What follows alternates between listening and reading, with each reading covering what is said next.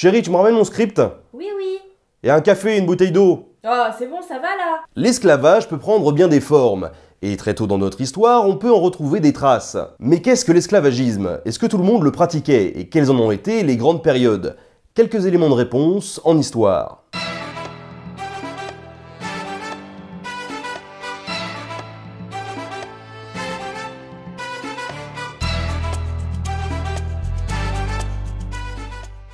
Tout d'abord, l'esclavage, qu'est-ce que c'est? Ça peut paraître idiot, mais c'est important de poser une définition. C'est le fait pour un groupe social d'être soumis à un régime économique et politique qui le prive de toute liberté et le contraint à exercer les fonctions économiques les plus pénibles, sans autre contrepartie que le logement et la nourriture. J'apporterai une petite nuance personnelle à cette définition.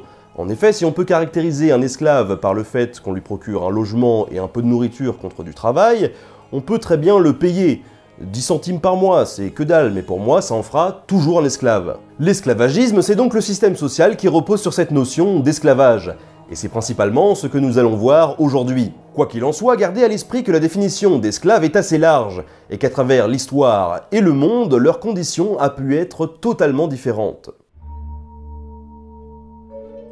On pourrait être tenté de croire que l'esclavage remonte au tout début de l'humanité. Oui, on pourrait être tenté de le croire, mais on a peu de preuves. Pour la période du néolithique, par exemple, on s'appuie sur l'analyse des dépouilles et des tombes pour savoir qui était qui. Et forcément, quand on a une tombe bien rangée, bien propre, avec un corps bien droit, et que juste à côté on a un mec qui joue au Mikado avec ses jambes, on peut être tenté de croire qu'il s'agissait d'un esclave. La première trace écrite qui nous expose cette pratique vient donc de la première civilisation possédant une écriture. Les Sumériens. Dans ces récits, le portrait qui est dressé des esclaves est plutôt soft comparé à ce qui viendra des années plus tard. Un esclave peut donc l'être à titre temporaire. Par exemple, dans le cas d'une dette contractée mais non payée, ça peut être une solution jusqu'à ce que la personne ait remboursé. S'ils ont une obligation de servitude, ils peuvent tout de même épouser une femme libre s'ils le veulent. Ils peuvent même tenir un commerce.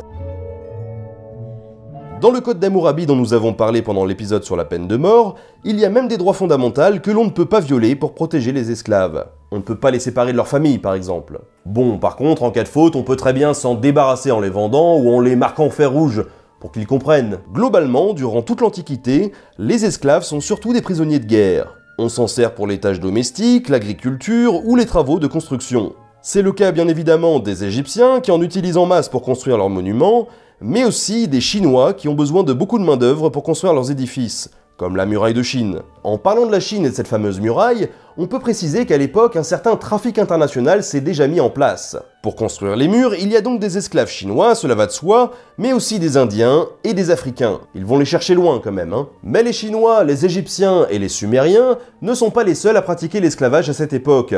On pourrait croire qu'il s'agit d'une vision universelle. Et pas qu'à cette époque d'ailleurs. Dans la Grèce antique, berceau de la philosophie, de l'art et des grosses boucheries en tout genre, certaines villes comme Athènes reposent presque entièrement leur fonctionnement économique et même social sur l'esclavage. Ils travaillent dans les champs, exploitent les mines, confectionnent dans les ateliers ou encore enseignent en tant que professeurs.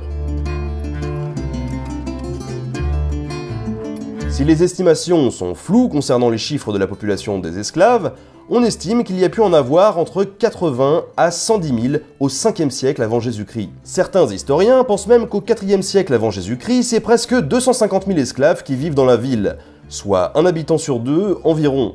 Que voulez-vous, ma petite dame? C'est dans les mœurs! Même si les plus grands philosophes de l'époque le disent, pourquoi est-ce qu'on irait remettre ça en question? Quel philosophe? Je sais pas, moi, comme ça, au pif... Aristote? Eh oui, je cite...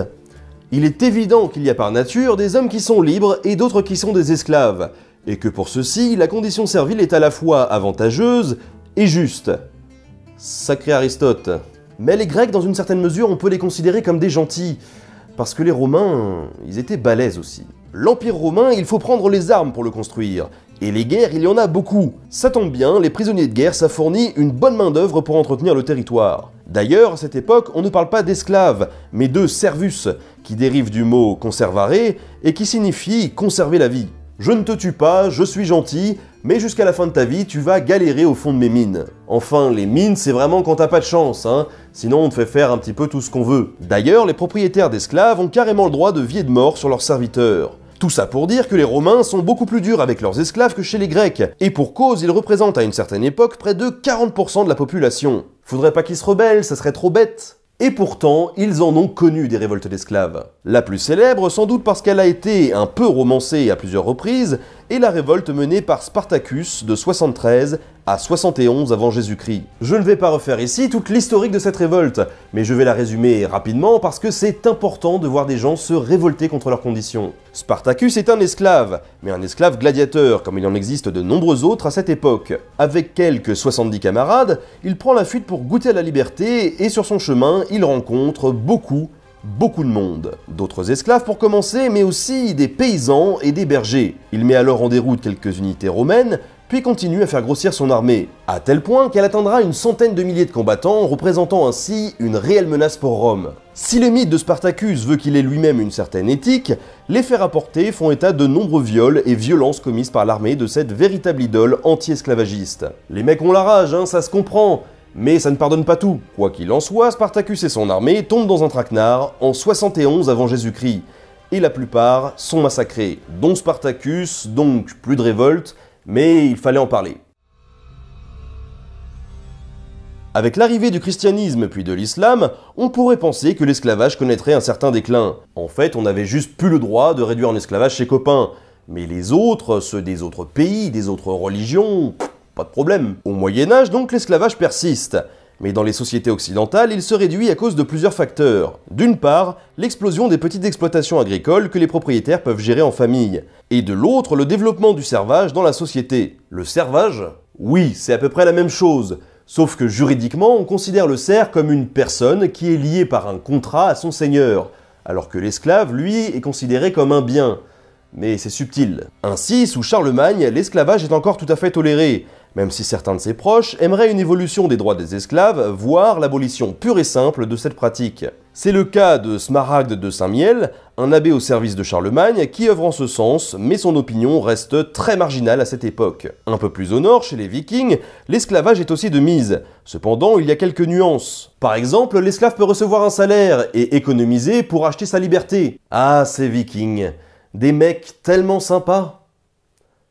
Bon, faut pas oublier que le propriétaire pouvait avant tout le sacrifier quand il voulait, hein. Bref, ça c'est la situation dans nos régions aux alentours du 8e siècle. Cependant, de l'autre côté de la Méditerranée, et depuis le 7e siècle, la situation est tout autre. C'est le début d'une des deux grandes traites d'esclaves de notre histoire, la traite transsaharienne et arabo-musulmane. Je vous demanderai de prendre beaucoup de pincettes avec ce que je vais vous dire, car si cette grande traite est moins abordée que la seconde, dont nous allons parler tout à l'heure, c'est bien évidemment parce qu'il n'y a que très peu de sources. Et les rares sources qu'on peut trouver sont un peu partiales, donc on ne sait pas si on peut y faire confiance. Cet épisode de l'histoire ne fait donc pas l'unanimité chez les historiens, et tout le monde avance son estimation du nombre de déportés pendant cette traite. Du 7e siècle au 19e siècle, c'est donc entre 7 et 17 millions d'Africains qui sont déportés. Alors ça fait une fourchette assez large, hein, on est bien d'accord, mais ça nous fait prendre conscience d'une chose, que ce n'était pas un petit commerce qu'on faisait comme ça pour arrondir les fins de mois. Au tout début de cette traite, même si l'esclavage existe déjà dans leur région, tout comme sur notre continent d'ailleurs, les Arabes vont chercher leur butin en Europe. En effet, les Vénitiens et les Marseillais ont déjà un petit trafic en place.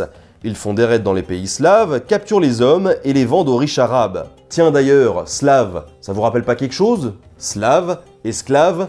Et oui, c'est la même racine, et c'est de là que vient le nom des prisonniers. Quoi qu'il en soit, même si la part de marché des esclaves blancs est assez importante au début de ce commerce, peu à peu le filon s'essouffle, car les pays fournisseurs se rattachent au fur et à mesure au christianisme. Ça leur offre une certaine protection, mais tout est relatif. Dès lors, les nobles du monde arabo-musulman se concentrent sur toute la région africaine au sud du Sahara. Cette région sera d'ailleurs nommée le Soudan, qu'on peut traduire littéralement par « ils sont noirs ». Avec l'aide des États qui dominent ces régions comme l'Empire du Ghana ou encore celui du Mali, de véritables axes commerciaux se mettent en place pour faire circuler ces marchandises humaines. On compte d'ailleurs la création d'une multitude de comptoirs et de villes spécialisés dans le commerce d'esclaves. C'est le cas de Tombouctou par exemple, mais aussi et surtout du comptoir le plus notoire, l'archipel de Zanzibar. D'ailleurs, parce qu'aujourd'hui je suis apparemment amoureux d'étymologie, en persan on utilisait le mot zange pour qualifier les esclaves noirs. Zangibar, qui deviendra Zanzibar, signifie donc la côte des Noirs. En 869, tout comme Rome avec son Spartacus, Zanzibar a également sa révolte, avec le premier grand soulèvement d'esclaves noirs contre l'Empire abbasside. Mais une fois de plus, celle-ci est réprimée dans le sang. Globalement, la traite transsaharienne s'étendra de l'Afrique jusqu'à la Chine, et touchera le sud de l'Europe comme l'Espagne par exemple. On note aussi parmi les pratiques barbares infligées aux esclaves capturés, une habitude assez horrible de les castrer, sûrement pour garder un certain contrôle sur eux.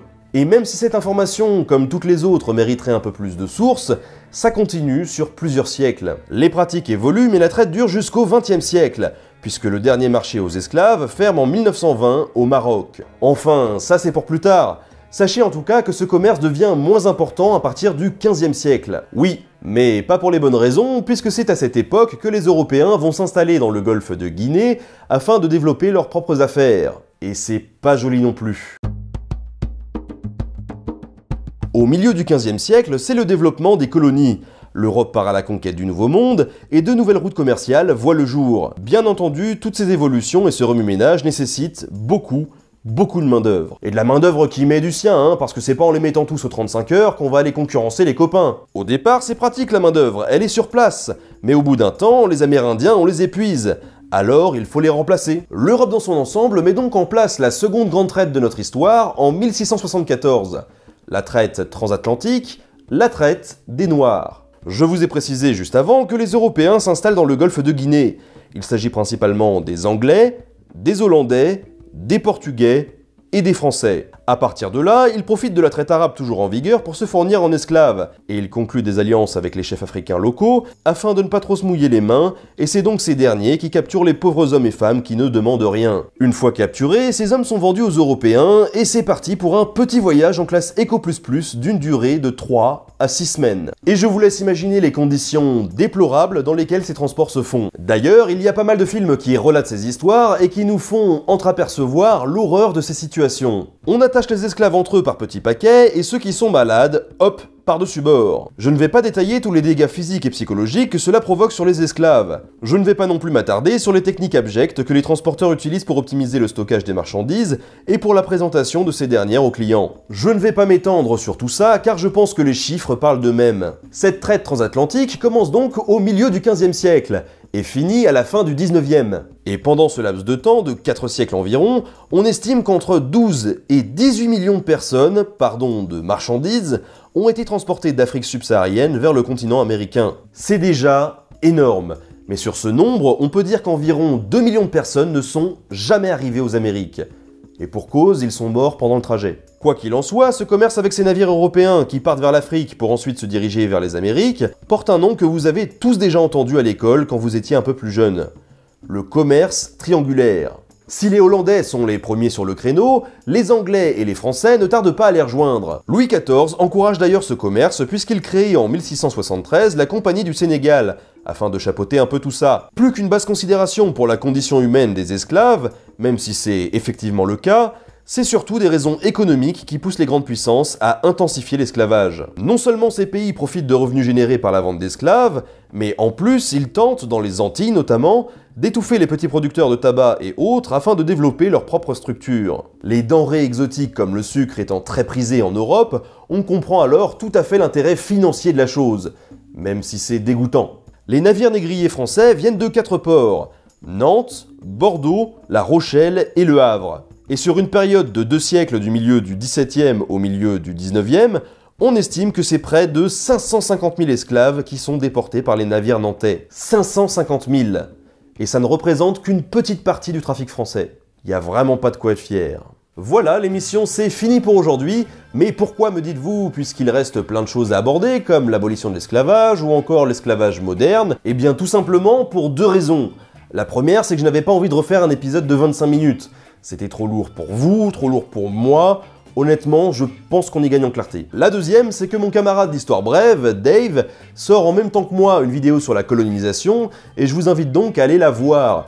S'il y a quelques redites, au moins ça vous permettra d'avoir un angle de vue différent sur la situation. Je vous donne rendez-vous la semaine prochaine pour parler d'abolition de l'esclavage donc, et très bientôt sera diffusé un nouvel épisode de En Bref, où j'aborderai des points comme la pub, comme les salons sur lesquels je serai présent dans les mois à venir, ou encore comme les gens qui m'ont aidé pour mettre en place la nouvelle charte graphique. Partagez en masse, likez, commentez, et surtout, prenez soin de vous, la grippe fait des ravages en ce moment. Allez, à la prochaine!